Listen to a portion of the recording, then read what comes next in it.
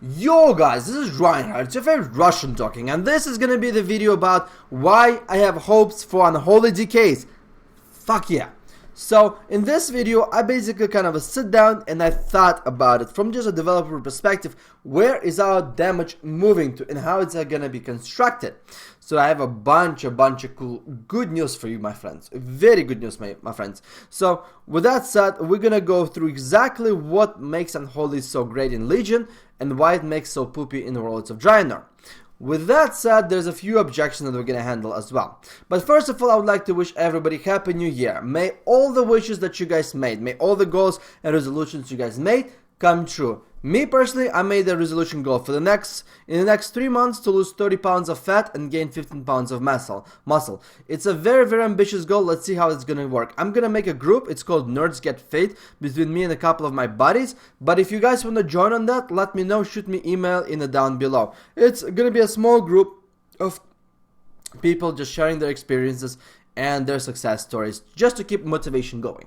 So with that said, other resolutions is to be a frequent content provider, is to finish the Gamers League project, and actually finish up one more project that I almost finished. It's actually gonna be cool. Anyway, with that said, let's actually talk about the Unholies. First of all, what I wanna kind of tell you guys is about the magic number. Hashtag magic number. What is the magic number? It's essentially what is going on in your PvE. And yes, I understand the stats, templates, and everything else are going to be different when it comes to Legion, but we're talking about the core mechanics of the class, so bear with me. So let's say your class, your Unholy Decay, is authorized for only to do the max he can perform is 120,000 DPS. Now that's the arbitrary number, meaning that I've seen a few decays push even higher DPS than that. But with that said, let's say you only authorized to do 120k damage. Okay, so what happens is every single one of your abilities takes away damage from the other abilities, if that makes sense. For example, if our Scourge Strike will do 100,000, would provide 100,000 DPS, all of a sudden, we have the room we have left for the other DPS is for Necrotic Plague, Pet, basically Blood Boils, Death Coils, Soul Reaper, all of that, they're only gonna fit into that 20,000 DPS window, meaning that the more one ability does more damage, the less the other makes. Makes sense, doesn't it?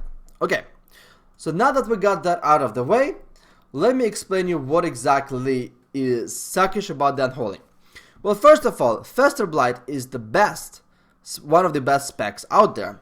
And the way that most Unholies do is they either go for the mastery, full-on mastery for single target. For some AoE, they usually go multi-strike for a single target, and then if they do a Fester Blight oriented more of an AoE focus, they might go Mastery first, Multi-Strike second.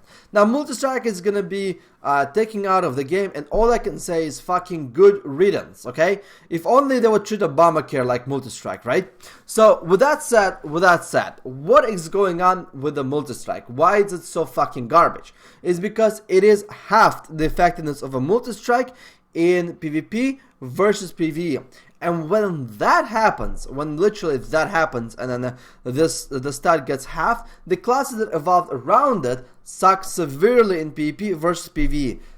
Ally Shamans, Unholy Decays, to some extent Subtle Rock, but with the Subtle Rock it's a little bit different because Subtle Rock have so much freaking utility that even though the damage kind of suckish, they still can do pretty well. However, Combat is still outperforming most of the time when it comes to Subtlery.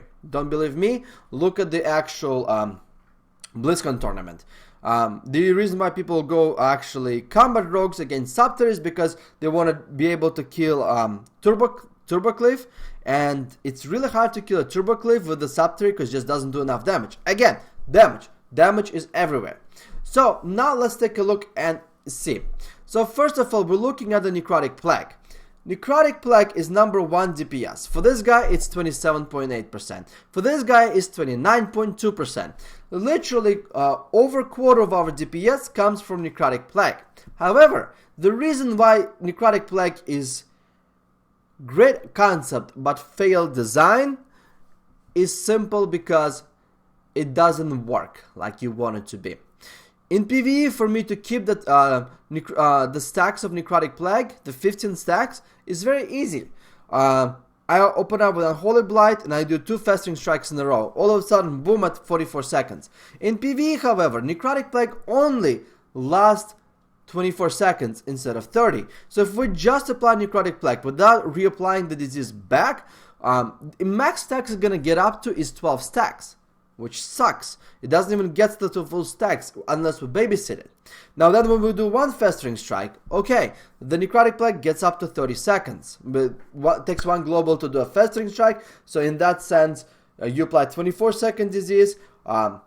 After that 1 global, you do Festering Strike, you're right at the 30 seconds. If you do a second Festering Strike right after, it is not going to prolong it because the cap of the dot duration in PvP is only 30 seconds. So you have to do it at approximately half mid-range. Now, in PvE, how many times you guys got kited with Necrotic Plague? Quite a bit. And the stacks would just fall off. How many times you would do 1 or 2 festering, like the Necrotic Plague right about to expire, and then you use a couple dust runes and you use a couple regular runes and you do 2 festering strikes to prolong the duration to keep the damage going, it gets dispelled. Boom. So keeping up Unholy Necrotic Plague in PvP versus PvE is much harder. Now I'm not talking about the troll skirmishes or a 15 sub 2k rating. I'm talking about like 2200 plus. During that time, healers and players know how to avoid Necrotic Plague, and it's such an easy avoidable ability that literally it gives our damage. So with that said, Necrotic Plague, if we would have actually had the range duration extension for Necrotic Plague and has somehow a disease protection, it could have worked in the Legion, but it's not. So, with that said, what are we getting in return? Well, in return we're getting, it's called Virulent Plague. Now, Virulent Plague is basically, I already talked about the plague, everybody knows what kind of plague that is. It's a pretty awesome plague. Essentially what it does a decent damage by itself. It also explodes. Now, when it explodes, it does some minor damage. The explosions do about 4 to 5k damage if we take the damage relation. However, we have the first talent out here that makes a Virulent Plague pretty much deals damage twice as fast, so every 1.5 seconds. So by running a damage statistics, and Virulent Plague pretty much kind of mimics Virulent Plague, kind of mimics the Necrotic Plague almost neck to neck when it comes to damage. However, it's not that easy to spread it, but at the same time we do have a couple PvP talents, such as this guy right here, which is Wandering Plague, and Outbreak is only 6-second cooldown, so, and it kind of puts a debuff that AoE spreads it, so we can still spread it relatively well. But it takes some of the awareness in terms of where to spread it at which specific period of time. But with that said, keeping up the Virulent Plague is so much easier because we don't have to deal with stacks and it does identical damage. So we see all of a sudden Necrotic Plague damage shifts from building up stacks, have a risk of failing it, being kited off, falling off, with a nerfed duration that doesn't even let it stack up to its full potential by itself. That can also be dispelled to the disease that literally it has a 6-second cooldown to reapply it if it gets dispelled or something like that. So while in PvE comparison of our damage remains the same for the 2 plagues, however, Virulent Plague is going to be so much more friendly for us for PvP. Right there, just that one change makes a whole big difference in the world of Unholy when it comes to dot rat cleaving. That's it, right there. You apply disease, it almost does as much damage as the max stacks. But there is a couple steps that took it further. Second, God, I freaking hate it with a passion. It's a fucking necrosis with a multi-strike interaction. This is by far the worst possible design I could ever imagine for the class to have. It's so bad, I cannot even stand it. Why? Well, because multi-strike is nerfed essentially half in PvP versus PvE. I'm looking at the Knight SWTOR, this who is #1 Holy Decay for Archimonde fight. And that guy runs at 49.59% mastery. Multi-strike. While we have Unholy Decay who runs at about 70% mastery, and that's, by the way, a Russian Unholy Decay 2300 rated. There's not even Unholy Decays in the ladder. It took me some effort to actually find this guy. And he's not even max gear too. It's weird. But that's his rating. He runs 5% multi-strike and 71% mastery. So while he does have 18% less mastery, the other guy has literally 45% almost more multi-strike. So guess what happens, my friends, is that multi-strike procs fuck tons of necrozes, like it shows out here. This is the AoE fight, and all we see is Blood Bowl, by the way, that I'll talk about too. It's getting away, which is also good riddance, my friends. But necrozes, 9.3% damage. We look at this guy. Necrozes outperforms the shadow portion of a Scourge Strike damage, just because it procs so freaking often. Look at this. Like literally, necrozes does more damage than the shadow portion of a Scourge Strike.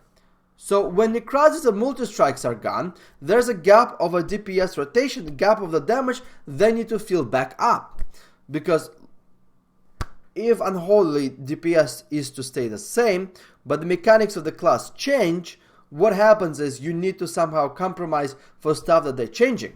Would make sense, right? So all of a sudden, we see the Scourge Strike damage gets reduced by 10%. Legitimately, there was a nerf about 5 to 10, I believe 10% of the damage. However, that's a modifier right there. This is the modifier right here. That scroll applies the debuff that increases Scourge Strike damage by 50%. Then, we took it over here. Scourge Strike have 30% chance to refund the rune. All of a sudden, we're looking at this and we're like, holy crap, this is freaking awesome. Why? Well, because essentially, all of a sudden, your Scourge Strike does more damage with the refundable rune mechanic. While, however, I don't really 100% sold on that idea. Ideally, I would like to see just a Scourge Strike do flat shadow damage. But they don't want to do it. However, all of a sudden, we're looking at the Scourge Strike, and by bringing math, if a Scourge Strike doesn't average 22,000 damage, right? You get a 10% damage nerf, right? But then you have a 50% damage buff. All of a sudden, the roughly Scourge Strike damage got buffed by 35%. To top it off, there is also a necrotic festering wound that probably does like 4,000, like on average I would say 5,000 damage. Well, no, let's be safe, 4,000 damage. And legitimately, Scourge Strike damage gets in PvP can hit for at least 33,000. That's on the low end. I would say at least would actually hit almost close to 35,000. Now, 35,000 in one asphyxiate stun, we can do 5 of those, and all of a sudden there is damage right there. That is awesome. It's amazing fucking damage. So, however, if we take a look in PvE using the same damage numbers, necrozes does as much damage essentially as the shadow portion of a Scourge Strike. Shadow portion of a Scourge Strike does 13,000, physical does 9,000, and if a necrozes matches it up somehow halfway into it, then oh my god. So, and keep in mind, this necrozes out damage the shadow portion of a Scourge Strike right over here because simply procced so much. But Scourge Strike had a lot of multi strikes with a 50% chance for that guy. It's ridiculous. So, with that said, necrozes has been taken out of the game, and we have multi-strike that has been taken out of the game. And multi-strike, like I said, it's a garbage fucking stats, my friends. It's really, really bad. Because of half the effectiveness in PvP versus PvE. All of a sudden, those two things have been taken out. Guess what happened in Scourge Strike, damage through Death Coil, 35% increase, Festering Wounds coming in. The damage that we have a control over. And all of a sudden, we see the mechanics Virulent Plague got changed, and at the same time, Necrotic Plague turned into Virulent Plague, Scourge Strike lost the Necrosis Burden with a Multi-Strike, gets extra damage from a Death Coil debuff, and essentially from a Festering Wound.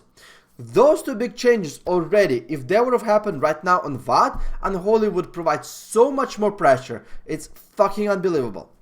But we're not done yet. We actually move forward. Here we have a bunch of Blood Boils. Now Blood Boil, right? By itself, by its nature, it's a decent, but it's boring. That's the best way to describe it. It's a boring 8k damage. Poof, poof, poof, poof, poof. Kind of like a Zits popping with a Festering Wound, but on an AoE basis. So what happens is, Blood Boil has been taken off. The explosion portion of the Virulent Plague comes in. That should do a lot of damage. And then, once we apply Dust and Decay, Scourge Strike starts cleaving everybody. The fuck out of everybody. All of a sudden, we'll look at this is, while our sustained AoE got nerfed, the total of AoE damage stayed the same. However, the AoE bursts have gone up quite a bit, because once we apply Dust and Decay and we just slash out people with a freaking Scourge Strikes, all of a sudden the damage is going to be pretty significant. Especially if we're fighting in arena and we apply Dust Coil to two different targets, put a Dust and Decay on top of them and just start Scourge Striking. Boom, boom, boom, boom, boom. 33, 33, 33, well not 33, 30k, 30k, 30k, 30k. That will do 4 Scourge Strikes, 2 targets, lose 120k HP. We have a Pet Enrage that hits up to like 15k per claw, 12k per claw, and then we have a Virulent Plague. And all of a sudden, Unholy would be like, fine, group up guys, play a melee cleave against me, I will fucking punch the shit out of you for that. So, the Blood Boil change, again, Blood Boil has been taken off. Yes, we lost extra keybind, big deal. However, we gained the damage back via Dust and Decay and Scourge Strike spam. Then, last but not least, is Soul Reaper. Soul Reaper does about 7.8% of our total damage. What happens when the Soul Reaper is gone? What happens when the essentially Soul Reaper is gone and well, the damage of something else has to be brought up, right? That would just only make sense. Again, we are looking at everything from a benchmark of PvE, my friends. And yeah, it doesn't make a lot of sense, but it does if you think about it less and less. So all of a sudden, we're looking at a Dark Transformation, and with a Shadow Infusion, you can have a Dark Transformation almost up all the time. But here's the thing, my friends. Dark Transformation by itself is a great ability. Your pet gets enraged, you get extra kick and stuff like that. However, the cool thing about this thing is that it will do a lot more damage. How much damage is it going to do? Your pet will do pretty much almost as much damage as equivalent to you losing the stupid freaking Soul Reaper. Well, I love the mechanics of Soul Reaper. I do think that 25% Soul Reaper was perfect for Unholy. When it got up to 45%, all of a sudden we're running into the problems because, hey, guess what? It actually hurting the DPS now because it's such a vital part of Unholy rotation in PvE. Again, damage. When one ability does more damage, the other abilities will do less comparative damage. So, the damage from losing a Soul Reaper goes into the other cool stuff like a extra pet damage, essentially.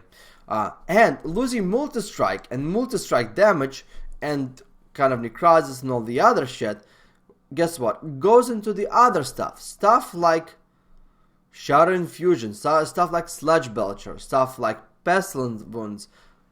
So while people say, well, Unholy is going to be very, very pet dependent, Unholy damage is going to stink. I disagree with that statement. Why?